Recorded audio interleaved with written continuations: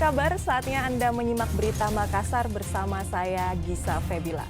Sejumlah berita menarik akan kami sajikan untuk Anda dan berikut 3 berita utama hari ini. Diduga akibat korsleting listrik, gudang ikan berlantai 3 di kota Makassar terbakar. Petugas karantina hewan memperketat pengawasan lalu lintas hewan di Pelabuhan Nusantara Parepare guna cegah penyebaran cacar monyet. Mainan mobil Tamiya yang populer di era 90-an masih eksis hingga saat ini di Sulawesi Selatan.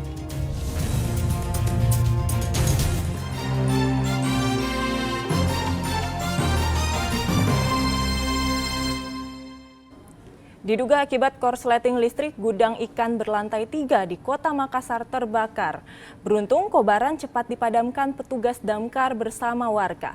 Hingga api tidak menjalar ke lantai dasar yang banyak terdapat gabus penyimpanan ikan. Ada pemadam kah? Kebakaran melanda lantai 3 gudang ikan Jalan Sabutung Baru, Kecamatan Ujung Tanah, Kota Makassar pada Rabu malam. Api dengan cepat membesar di lantai yang dijadikan kamar oleh pegawai gudang. Sebanyak 9 armada pemadam kebakaran dikerahkan untuk memadamkan api. Beruntung kebakaran tidak menjalar ke lantai dasar gudang karena banyak gabus penyimpanan ikan. Ini parah tadi, karena kebanyakan di atas bahannya cuma seng, kayu, bahkan banyak kasur di bawah. Itu memang tempat tinggal kah di atas? Iya, tempat tidurnya anak Pak, yang pekerja di sini, dia tidur di atas. Itu tersekat-sekat kah kamar? Atau? Iya, cuma satu Pak, cuma kasurnya yang banyak. Oh, kasur yang banyak. Oh. Sempitnya akses jalan menjadi salah satu kendala petugas saat memadamkan api yang diduga berasal dari korsleting listrik. Jadi total keseluruhan ada 9 unit. Beruntung di lokasi kita ada dua akses sebelah utara dan sebelah selatannya, itu yang kita, bahkan gedungnya pun juga akses dari selatan, akses dari utara pun juga bisa. Jadi itu yang memudahkan kita untuk memadamkan. Kejadiannya itu berada di lantai 3, tempat usaha di lantai bawah. Beruntung tidak berembet ke lantai 2 dan lantai 1. Seperti apa tadi kesulitannya? Jadi saya kira tidak ada kesulitan, cuma akses masuk memang karena yang kita luncurkan mobil-mobil besar. Tidak ada korban jiwa, namun seluruh barang di lantai 3 hangus terbakar. Sejumlah kasur dan barang elektronik lenyap di lahap api. Adi Muhammad Sardi melaporkan dari Kota Makassar. Kebakaran juga melanda satu rumah warga di permukiman padat penduduk di Jalan Rampang Raya, Kota Makassar. Warga sekitar sempat panik, berjibaku memadamkan kobaran api menggunakan alat seadanya.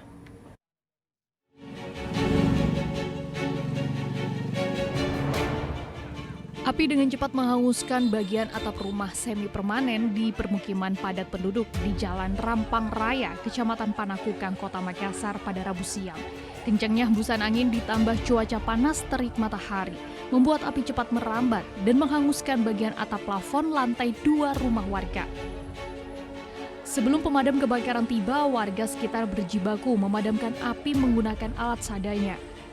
5 unit mobil pemadam kebakaran dikerahkan agar kobaran api tidak merembet ke rumah warga yang lain. Awalnya diduga percikan api muncul pada bagian kabel listrik yang membentang di atas atap rumah warga. Tak lama kemudian, kepulan asap tebal membumbung ke langit disertai kobaran api. Rumah ini Pak. Oh, rumah Pak ya? Iya. Oh, jam berapa tadi terbakar Pak? Hampir setengah 12. Setengah 12? Iya. Besar tadi apinya memang kah?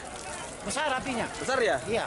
Oh, berapa rumah di sini Pak? Satu rumah. Satu rumah. Tapi ada sedikit di sampingnya ada yang kena sedikit api. Tapi sempat memang tadi berkobar apinya Pak? Berkobar. Oh. Untuk masyarakat banyak yang bantu ambil air siram. Pemadam yang datang. Ya, jadi tidak sempat besar lagi Pak ya? Iya. Nggak bisa besar. Langsung terpadamkan Pak ya? Iya, langsung padamkan. Tidak ada korban jiwa dalam peristiwa ini, sementara kerugian ditaksir mencapai puluhan juta rupiah. Raisa Abu melaporkan dari Kota Makassar. 2 kelompok siswa SMA dari sekolah yang sama di Kota Makassar terlibat duel di area lapangan di Jalan Talasalapang, Kota Makassar. Duel ini pun sempat direkam warga dan viral di media sosial. Para siswa pun bersepakat menempuh jalur damai yang didampingi orang tua masing-masing siswa.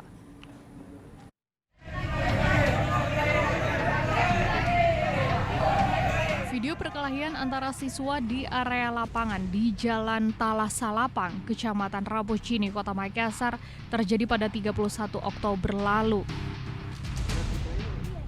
Nampak ada puluhan siswa yang masih mengenakan baju seragam sekolah tengah berada di lapangan. Terlihat pula beberapa siswa terlibat duel, sementara beberapa siswa lainnya hanya menonton duel dengan tangan kosong. Terkait hebohnya video tersebut, Kapolsek Rapocini telah menangkap 4 siswa yang terlibat perkelahian. Awalnya perkelahian itu diduga merupakan tarung bebas antar geng sekolah. Namun setelah diselidiki, duel tersebut merupakan perkelahian siswa yang merupakan satu sekolah. Perkelahian dipicu karena satu siswa mengucapkan kata-kata kotor. Siswa lainnya merasa tersinggung dan akhirnya melakukan pertemuan di luar sekolah untuk berkelahi. Ini hanya karena kesalahpahaman di mana di antara kelas antar kelas ini terdapat ketersinggungan pada saat melaksanakan sholat yang mengucapkan kata-kata kotor. Pihak kepolisian telah berkoordinasi dengan unit PPA Satreskrim Polrestabes Makassar dan para siswa bersepakat menempuh jalur damai yang didampingi orang tua masing-masing siswa. Aisyah Abu melaporkan dari Kota Makassar. Petugas karantina hewan memperketat pengawasan lalu lintas hewan di Pelabuhan Nusantara Parepare. Langkah itu dilakukan untuk mengantisipasi masuknya hewan yang menjadi media penyebab cacar monyet masuk ke kota Parepare.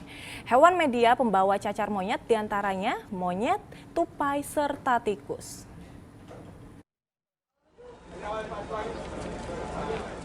Satu persatu hewan yang dibawa penumpang kapal yang merapat di dermaga Pelabuhan Nusantara Parepare diperiksa petugas karantina hewan. Pengawasan itu juga mengantisipasi masuknya hewan media penyebab cacar monyet masuk ke kota Parepare yang dibawa oleh penumpang asal Kalimantan. Meski hewan yang bisa menjadi media penyebab cacar monyet jarang dilalu lintaskan penumpang di Pelabuhan Parepare, namun petugas karantina tidak ingin kecolongan sehingga tetap melakukan pengawasan ketat hewan bawaan penumpang. Sampai saat ini belum ada temuan. Hewan rentan monkeypox sendiri juga sangat jarang dilalu lintaskan melalui Pelabuhan Laut Parepare. Tapi kita tidak menutup kemungkinan itu. Pokoknya kita lihat satu persatu media pembawa yang lewat di sini. Mengingat penumpang yang turun di Pelabuhan Parepare sebagian besar dari Pulau Kalimantan Timur dan Kalimantan Barat yang terkenal dengan hutan lebat yang diisi berbagai satwa yang dapat menjadi media pembawa cacar monyet. Hewan media pembawa cacar monyet diantaranya yaitu monyet dan tupai serta tikus. Suardi Gatang melaporkan dari Kota Parepare. Satu mahasiswa ditangkap saat aksi demonstrasi di Hari Sumpah Pemuda 28 Oktober 2023 lalu. Ia dinyatakan positif konsumsi narkoba setelah dilakukan pemeriksaan tes urin. Seorang mahasiswa yang terlibat aksi demo di Hari Sumpah Pemuda kedapatan positif narkoba. Hal itu diketahui setelah serangkaian pemeriksaan terhadap 7 mahasiswa yang ditangkap karena menggelar aksi demo hingga malam hari pada Hari Sumpah Pemuda 28 Oktober 2023 lalu. Satu diantaranya dinyatakan positif konsumsi narkoba. Hal itu pun terbukti setelah ke-7 pendemo dilakukan tes urin.